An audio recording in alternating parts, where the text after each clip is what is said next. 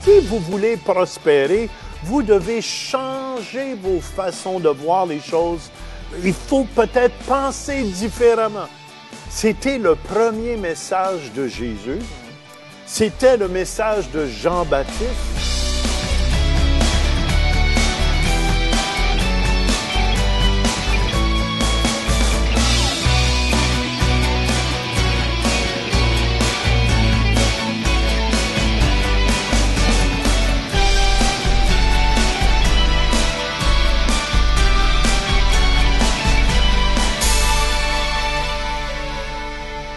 Bienvenue aujourd'hui à l'émission Réveil. Et aujourd'hui, Mathieu, on va parler d'un sujet qui est excitant aussi parce que souvent, on va parler sur la repentance. Excellent. Puis aussi, la repentance, on a commencé la série sur la vraie prospérité et comment est-ce que la repentance fait partie d'un cheminement pour qu'on puisse avoir la vraie prospérité. On a tous passé par là. J'ai dû passer par la repentance. J'ai dû demander pardon. Puis souvent, on doit quand même souvent demander pardon. On doit changer notre façon de penser. Puis dans Acte 3, oui. Si tu veux peut-être le lire ou tu veux que je lise. Non, vas-y. Acte Verset 3, 19 et 20, ça nous dit ceci. « Repentez-vous donc et convertissez-vous pour que vos péchés soient effacés, afin que des temps de rafraîchissement viennent de la part du Seigneur. » Est-ce que vous avez besoin de rafraîchissement aujourd'hui? Est-ce que votre vie semble sec ou est-ce que vous sentez que vous n'avez pas ce que vous avez besoin? Mais si on se repent, c'est quoi repentir? Repentir veut dire dans le grec, c'est changer, penser différemment. C'était le premier message de Jésus. C'était le message de Jean-Baptiste. Il dit, repentez-vous. C'était le premier message de Jésus. Repentez-vous. Ça veut dire changer. Écoutez bien, si vous voulez prospérer, vous devez changer vos façons de voir les choses. Il faut peut-être penser différemment. Peut-être vous pensez d'une certaine façon à cause de tout ce que vous avez entendu et tout ce que vous avez reçu. Écoute, ça me fait penser un jour, Mathieu, j'ai dû me repentir de quelque chose. Je dois commencer l'émission avec ça. Un jour, on avait tellement parlé mal de T.L. Osborne. On avait tellement parlé en mal que quand j'entendais parler de lui après, j'avais quelque chose dans mon cœur, sans que je l'ai connu ou vu. Mais un jour, je me suis repenti. J'ai changé. Parce qu'un jour, j'ai été en Afrique avec un apôtre. Puis je demandais à cet homme-là, je dis, comment tu as rencontré le Seigneur? Comment tu t'es repenti et tu es venu à Jésus? Il dit, écoute bien. Il dit, un jour, j'étais dans une réunion de T.L. Osborne et j'étais en dessous de l'estrade là où il prêchait. Et il y avait des cercueils avec des morts dedans. Et quand T.L. prêchait en haut de l'estrade, c'était sous l'estrade qu'il était. Il dit, j'ai vu de mes yeux des morts sortir de leur cercueil par la puissance du Saint-Esprit. Et tu sais, quand j'ai entendu cet homme me dire ça, il dit, depuis ce temps-là, j'ai accepté Jésus. J'ai vu que Jésus était vivant. Et Matthieu, j'ai dû me repentir dans mon cœur. J'ai dû demander pardon à Dieu, amen, d'avoir jugé cet homme-là, d'avoir condamné même cet homme-là sans l'avoir vu. Et c'est là que j'ai vu cet homme-là a tellement fait du bien. C'est ça, le mot repentir, ça veut dire j'ai changé face à lui. J'ai commencé à penser différemment. Puis c'est bon, puis aussi, Dieu, le Saint-Esprit, c'est lui qui change nos pensées. Puis c'est lui qui peut nous faire aussi, j'aime bien ce que le pasteur Paul Goulet, il parle d'une vatte comme notre cœur. Puis comment est-ce que l'information rentre dans nos pensées, rentre dans notre cœur, c'est filtré par les événements négatifs et positifs qu'on a vécus. Et lorsque ces informations-là rentrent dans nos pensées, rentrent dans notre cœur, on les interprète d'une certaine façon et l'interprétation, c'est ce qui sort, c'est nos réactions, la façon qu'on va réagir. Mais ici, ça nous dit, repentez-vous afin que ça veut dire changer nos pensées. On ne peut pas changer nos pensées par nous-mêmes sans l'aide du Saint-Esprit. Une façon dont on peut changer nos pensées, c'est en méditant sur la parole de Dieu, en méditant sur les promesses que Dieu a pour nous. Moi, je sais qu'on va continuer à changer jusqu'au jour où Dieu vient nous chercher, jusqu'au moment où est-ce qu'on va être enlevé pour aller pour l'éternité avec lui. Mais pour l'instant, on doit changer notre façon de penser. Un jour, j'ai dû changer ma façon de penser. Je ne voyais pas les choses selon Dieu, je ne vivais pas selon la parole de Dieu. Je vivais dans le péché, dans les désirs que j'avais. Je faisais ce que je voulais. Mais un jour, j'ai dû me repentir. J'ai dû changer ma façon de penser pour que le Saint-Esprit puisse venir me rafraîchir. Écoutez bien, si vous voulez des temps de rafraîchissement aujourd'hui, là, il faut changer. Peut-être vous avez appris que la prospérité, ça vient du diable. Mais moi, je vous dis, ça ne vient pas du diable. Parce que quand tu es béni, quand tu as un cœur repentant, quand il y a une vraie conversion en dedans de toi, amen, la prospérité, ce n'est pas quelque chose d'avoir peur. Avant même, Matthieu, j'avais peur de dire le mot prospérité parce que les gens avaient tellement parlé en mal. Je suis d'accord qu'il y a eu la fausse prospérité, que si tu n'avais pas la grosse voiture, tu n'étais pas prospère. Ce n'est pas ça la vraie prospérité. Tu peux avoir la plus grosse voiture et avoir tout l'argent au monde et être mourant dans ton salon. Et ce n'est pas ça la prospérité. Enfin, il faut... Écoutez bien, le mot repentir, ça veut dire changer, commencer à penser différemment. Fermez pas la station, là. Ça vient pas du diable. Je disais à un de mes amis qui était pasteur un jour, il prêchait contre la prospérité, puis il dit, ça vient du fond des enfers, puis toute cette affaire d'argent-là. Puis, quelques minutes après, il dit, maintenant, on va prendre une offrande parce qu'on a de la misère à arriver. Mais si tu crois que ça vient du diable, prends pas d'offrande, hein? Prends pas d'offrande. On a besoin d'argent pour faire aller l'émission de télévision. Ça prend de l'argent, Matthieu, pour vivre, pour manger, pour se loger. Fait que ça vient pas du diable. Moi, je vous encourage, repentez-vous aujourd'hui dans vos pensées. Ça veut dire, commencez à penser différemment. Ouvrez-vous, parce que vous ne pourrez pas prospérer. 1 Jean 3, 1 nous dit, « Bien-aimé, je souhaite que tu prospères à tous égards et sois en bonne santé, comme prospère l'état de ton âme. » Ça veut dire, si ton âme ne pense pas comme il faut, ton âme, c'est tes pensées. Si tu ne penses pas comme il faut, tu ne pourras pas prospérer. Le mot prospérer, ça veut dire que tu n'auras pas de succès. Tu n'auras pas de bénédictions qui vont venir sur toi.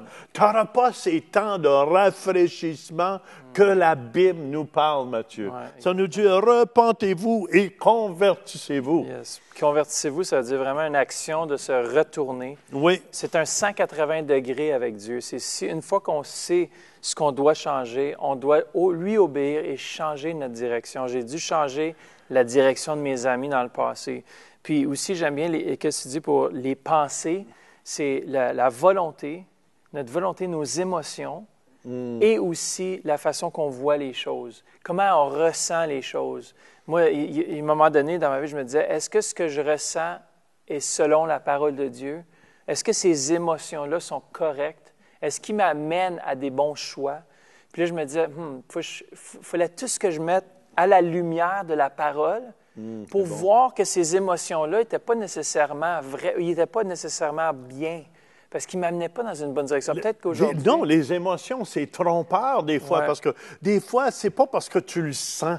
Des fois, tu ne sens pas d'aimer l'autre dans ton cœur, mais tu aimes l'autre parce que Dieu l'a dit. Aimer est une décision.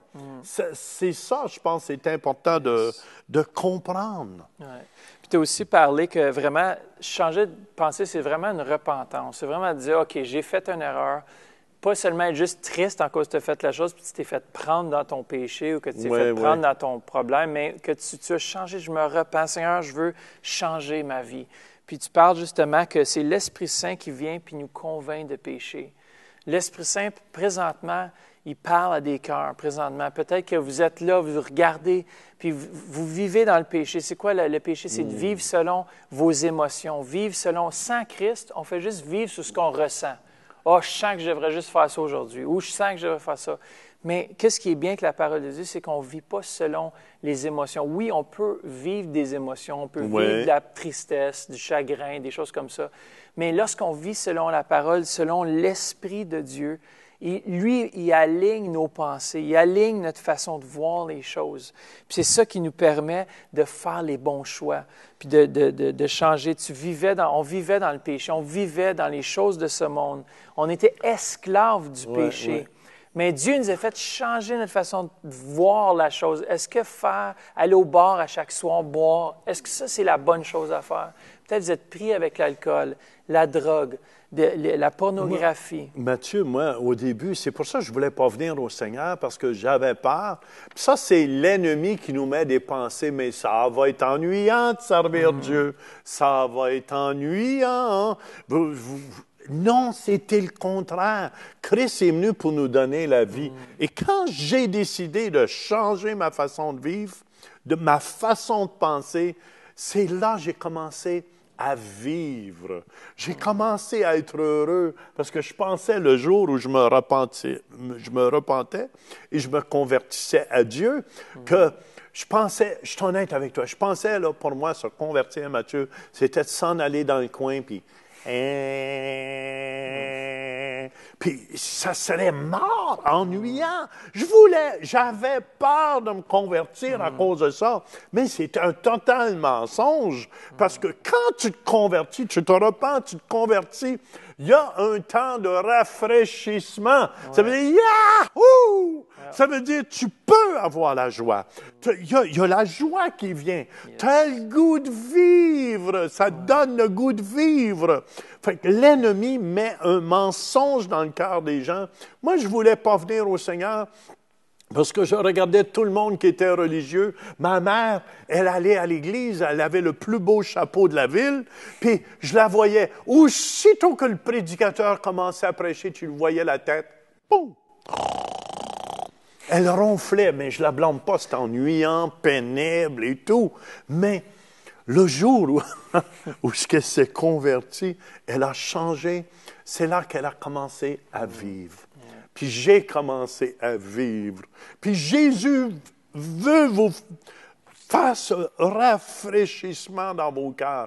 Changez votre façon. Il y a quelqu'un qui dit « Ah ben moi, ça n'a jamais bien marché, puis ça ne marchera jamais bien. » Changez votre façon de dire les choses et de penser. J'aime bien aussi, c'est ça que tu mentionnes. J'ai commencé à vivre, à respirer, à contempler toutes les merveilles que Dieu avait pour moi, à réaliser comment mon Père m'aimait. Puis je pense que c'est ça, c'est que tes yeux deviennent ouverts à une nouvelle dimension que tu n'as jamais connue. C'est bon, ça. Ton âme devient éclairée, parce que lorsqu'on est dans les ténèbres, ça dit qu'on n'est pas éclairé. On ne voit pas, on marche, mais on ne voit pas vraiment. Puis au moment où est-ce qu'on accepte Jésus dans notre cœur, il y a la lumière de Christ qui se fait et on voit, on regarde. J'ai regardé dans le miroir le jour où je m'ai converti, puis j'ai dit, je vois différemment. J'ai dit, je vois que Christ est en moi. Je vois cette vie que je n'avais pas. Peut-être vous êtes à la maison maintenant, puis vous dites, mais moi, je n'ai pas cette vie. Je vais juste lire un verset. Après ça, si vous n'avez jamais accepté Jésus dans votre cœur, on peut le faire maintenant. On peut demander pardon à Dieu pour les péchés. Si vous avez manqué le but, péché, ça veut dire manquer le but. Souvent, comme au hockey, il y a souvent des joueurs qui vont, on essaye, on a manqué le but. C'est pas grave. Vous avez manqué le but, vous avez commis un acte criminel. Peut-être vous allez devoir faire face à la justice, mais vous pouvez demander pardon à Dieu, puis il va vous pardonner. Même si c'est des prisonniers qui nous regardent. Il y a peut-être même des prisonniers, des gens qui sont enchaînés, pas nécessairement en prison humaine, derrière des barreaux, mais qui sont emprisonnés dans leur cœur. Je sens qu'il y a des prisonniers qui nous regardent, des prisonniers émotionnels. Il y a des prisonniers, il y a toutes sortes de prisons. On peut regarder ce que ça dit dans Ézéchiel 18, 27. « Si un méchant se détourne de la méchanceté qu'il a commise pour pratiquer le droit et la justice, il fera vivre son âme. » Puis aujourd'hui, si vous entendez ces paroles, est-ce que vous voulez vous détourner, vous voulez changer de pensée, changer de vie?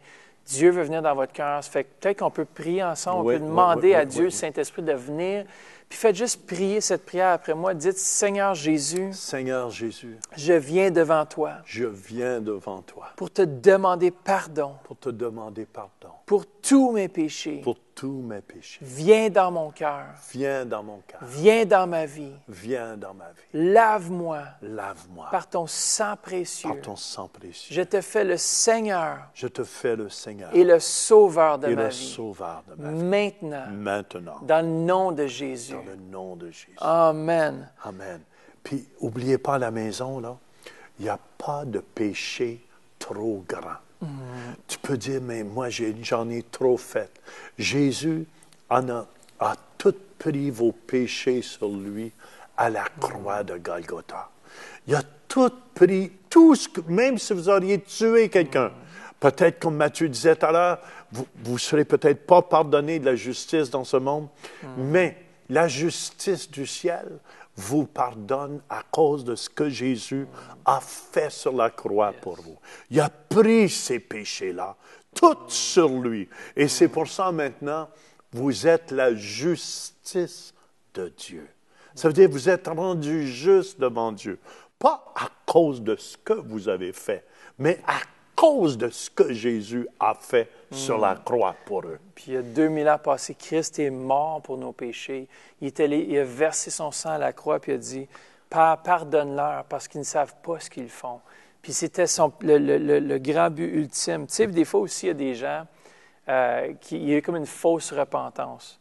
Il y a des gens qui sont pris dans l'acte, puis tout ça, puis ils ont du regret, mais ils ne changent jamais de façon de penser. Ils ne changent pas leur direction. Mais Mathieu, moi, je me souviens, à Noté-là, on allait à la confesse, on était jeunes. Moi, je me faisais une liste. Puis, à la fin, je voulais pas tout en raconter mes péchés parce que, oui, comment... Fait que je lui mentais. Je mentais à la confesse. Puis, dans le fond, Dieu connaît nos cœurs. Dieu voit vos cœurs à la maison. Vous ne pouvez pas rien cacher à Dieu. Mais la Bible dit, Matthieu, que si on lui demande pardon, il est fidèle et juste pour nous pardonner tous nos péchés. Puis écoutez-moi là, après que vous lui avez demandé pardon, c'est fini. Arrêtez de vous condamner. Romains 8:1 nous dit qu'il n'y a aucune condamnation pour ceux qui sont en Jésus-Christ. Écoute, je parle à des personnes ici qui vivent sous la condamnation. La condamnation vient du diable, Matthieu. C'est le diable qui condamne les gens continuellement. Et laissez-vous pas condamner. Vous êtes une nouvelle créature. Vous avez demandé pardon, c'est oublié. C'est effacé dans la mer de l'oubli.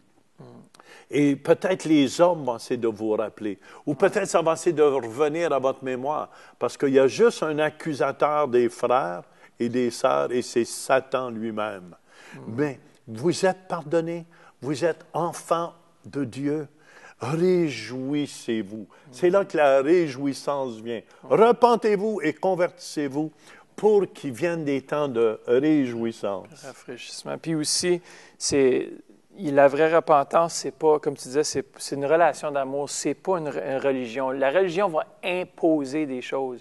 Mais lorsque tu aimes, tu veux vraiment suivre Dieu de tout ton cœur. Puis j'aime bien aussi le roi David, dans la parole, dans Psaume 51, il demande au Seigneur d'effacer toutes ses transgressions parce qu'il avait péché. Il avait regardé la femme de son voisin et puis il a commis l'adultère, il a tué son mari, tout, il a envoyé son mari au front dans la guerre. C'était lui le roi. Il a dit, prenez son mari, mettez-le au front parce qu'il savait qu'il était pour se faire tuer. Et puis, il a pris la femme qui ne lui appartenait pas, mais il a demandé pardon au Seigneur, puis Dieu l'a pardonné. Peu importe, je sens peut-être même qu'il y en a qui ont trompé leur femme, ou vice-versa, les femmes ont peut-être trompé leur mari. Puis, vous savez que la repentance vient non seulement lorsqu'on demande pardon à Dieu, on doit demander pardon à tous ceux à qui ça a affecté. Puis ça, c'est vrai par rapport à la repentance. C'est que c'est bon, oui, de pardonner à Dieu, de demander pardon, mais aussi d'ouvrir puis de confesser nos péchés. Pas juste aller à la confession. Puis les gens, ils vont souvent libérer ils vont leur devant le curé, puis ils vont à la confession, au confessionnal, juste pour apaiser leur conscience. Mais ici, on ne parle pas d'apaiser votre conscience, on vous parle de libérer votre conscience complètement. Puis ça, c'est de confesser vos péchés les uns aux autres afin que vos péchés soient pardonnés. Puis c'est important de le faire. Psaume 51, peut-être qu'on peut le prendre, c'est super bon. Il dit « Ô Dieu, aie pitié de moi dans ta bonté. Efface mes transgressions. Lave-moi complètement de mon iniquité et purifie-moi de mon péché. Car je reconnais mes transgressions. » Ça, c'est important, Matthieu. Quand tu reconnais que arrêtez de blâmer les autres. David reconnaissait que c'était son péché à lui. Arrêtez de dire c'est de la faute du voisin ou de la voisine. Non, c'est toi qui as commis le péché. David il dit, car je reconnais mes transgressions. Ça, c'est important parce que des fois, les gens ne reconnaissent pas que c'est de leur faute. Non. L'adultère, c'est à deux. C'est deux personnes vrai. qui ont consenti de pécher. Oui, peut-être quelqu'un t'a tenté ou peu importe la tentation que tu as vécue, peut-être c'était... Mais il dit ici, « J'ai péché contre toi seul et j'ai fait le mal à tes yeux. Purifie-moi avec l'hysope et je serai pur. Lave-moi et je serai plus blanc que la neige. Annonce-moi l'allégresse et la joie, et les eaux que tu as brisées se réjouiront. Détourne ton regard de mes péchés, efface toutes mes iniquités. » Puis ici, il a vraiment demandé humblement, il a avoué devant Dieu qu'il avait péché, Puis une repentance, c'est réel, ça vient du cœur. C'est pas juste en cause si tu es fait prendre dans ton acte, non. On demande pardon à Dieu, puis Dieu va nous renouveler. C'est un désir profond aussi de plus recommencer. Puis c'est là que la grâce rentre en question, Matthieu. Puis si on lit versets 12 et 19, il dit ici dans le verset 50, il dit « Ô Dieu, crée en moi un cœur pur. Renouvelle en moi un esprit bien disposé. Ne me rejette pas loin de ta face. Ne me retire pas ton Esprit Saint. Rends-moi la joie de ton salut et qu'un esprit de bonne volonté me soutienne. Les sacrifices qui sont agréables à Dieu, c'est un esprit brisé. Ô Dieu, tu ne dédaignes pas un cœur brisé et contrit. » Puis parfois, la repentance, ça nous brise. Si vous changez de façon de penser ou de voir les choses, des fois, ça fait mal. Des fois, il y a quelque chose qui doit briser en nous pour qu'on puisse avoir la victoire. Et surtout, Matthieu, qu'est-ce qui fait le plus mal? C'est notre orgueil. L'orgueil, là, vous empêche. L'orgueil empêchait, je crois que si Lucifer s'aurait repenti, amen, quand il s'est détourné, quand il s'est élevé au-dessus de Dieu, Dieu lui aurait pardonné. Mais il ne s'est jamais pardonné. Parce que l'orgueil précède la chute. Mais l'humilité précède la gloire. Puis même la richesse, la Bible nous enseigne. Puis c'est drôle. Puis j'ai aimé ça parce que tu avais partagé aussi dimanche, quelques semaines passées, tu disais, il peut y avoir deux personnes dans la même pièce. C'est vrai, ça. Puis ces deux personnes-là, c'est des vases d'honneur. Ça peut être des vases soit d'un utile qui est pas utile, un vase qui n'est pas utile à son maître ou un vase qui est utile. Moi, je vais être utile. Peut-être qu'on peut le prendre. C'est super bon ce passage-là. C'est dans 2 Timothée 2, 19, 21. Parce que ça nous parle que ton voisin peut prospérer pendant que toi, tu ne prospères pas. Peut-être qu'il fait quelque chose de bien, peut-être que toi, tu fais quelque chose qui n'est pas bien, ou peu importe. Mais ici, ça nous dit dans 2 Timothée 2, 19, 21, « Le Seigneur connaît ceux qui lui appartiennent, et quiconque prononce le nom du Seigneur, qu'il se détourne de l'injustice. Dans une grande maison, il n'y a pas seulement des vases d'or et d'argent, mais il y en a aussi de bois et de terre, les uns pour un usage noble et les autres pour un usage vil.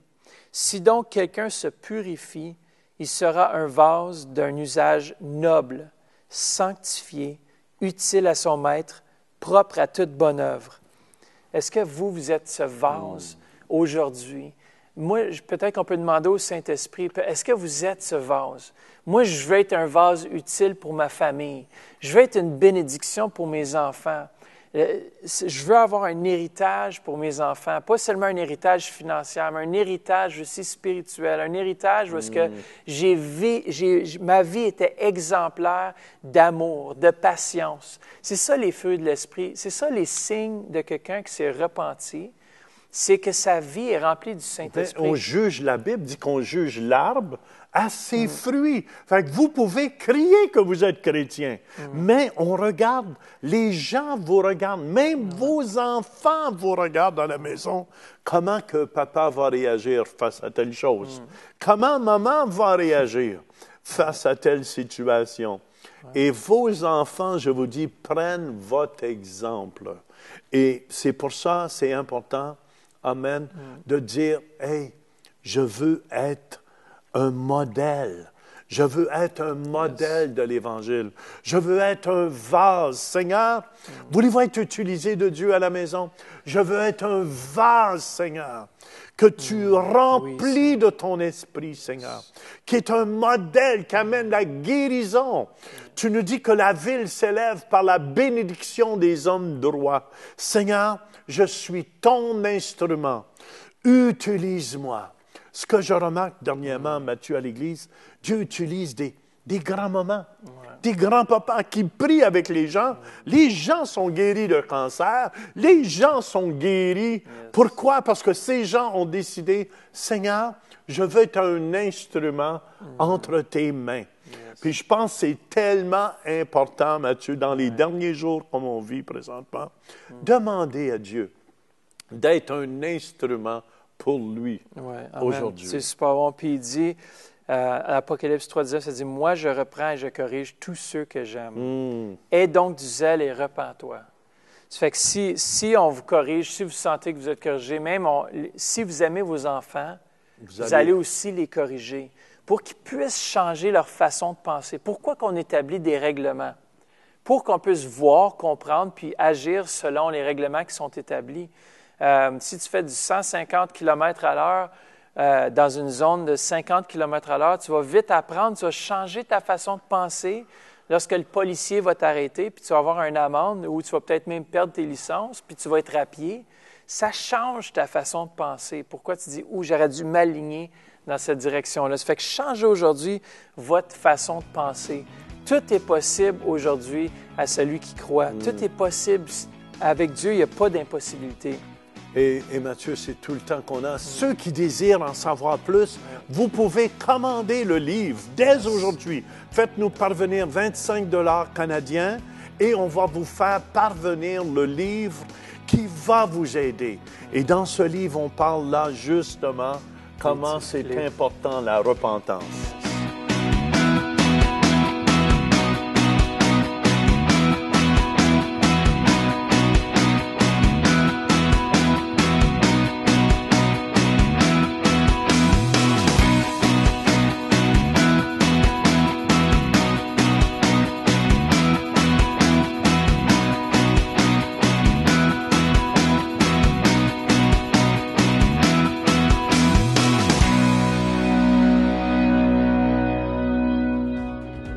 Visitez le site web centrereveil.com pour participer à nos services en direct. Pour un don mensuel de 20 $ ou plus, devenez partenaire de l'émission Réveil et recevez le DVD du mois. Vous pouvez faire vos dons en ligne avec Visa et Mastercard ou un chèque par la poste. Et nous apprécions votre soutien. Ceux qui n'ont jamais reçu le baptême du Saint-Esprit, préparez-vous à recevoir ce baptême du Saint-Esprit. Oh, toi qui es vivant, toi qui agis sur la terre, baptise nos frères et